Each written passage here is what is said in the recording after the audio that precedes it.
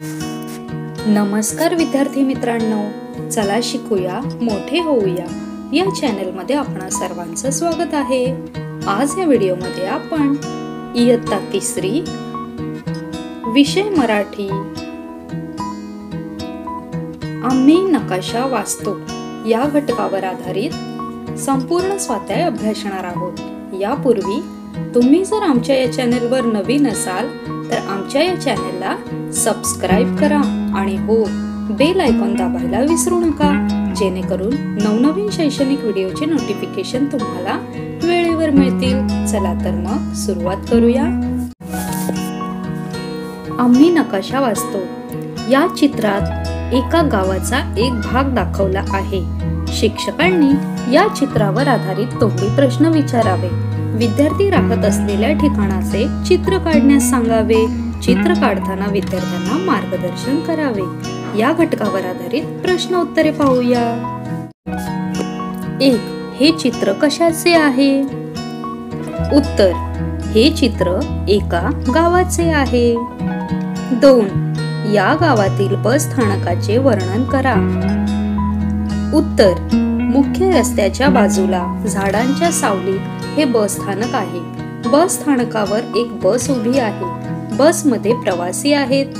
बसच्या टपावर प्रवाशांचे सामान ठेवले आहे। एक प्रवासी बस स्थानकात आपल्या सामानासह बसला आहे। एक प्रवासी बसमधून उतरून गावच्या दिशेने चालला आहे। 3. गावामध्ये महत्त्वाच्या इमारती कोणत्या दिसत आहेत? उत्तर: गावामध्ये रस्त्यालगत एक आरोग्य केंद्र आहे। एक ग्रामपंचायतीची इमारत आहे। गावातील नदीवरच्या पुलापलीकडे एक शाळा आहे।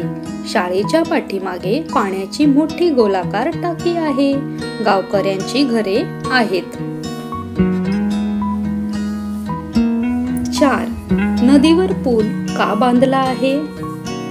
उत्तर: नदीच्या दोन्ही बाजूला गाव वसले आहे, त्यामुळे नदी ओलांडण्यासाठी नदीवर पूल बांधला आहे। 5. गावामध्ये दळणवळणाची कोणती साधने आहेत?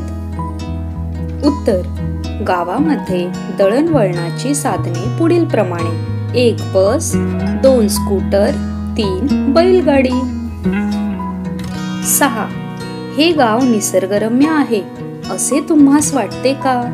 का?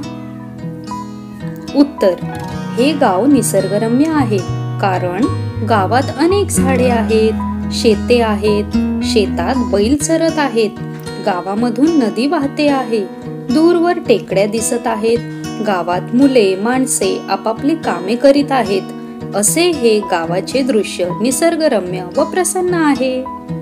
धन्यवाद।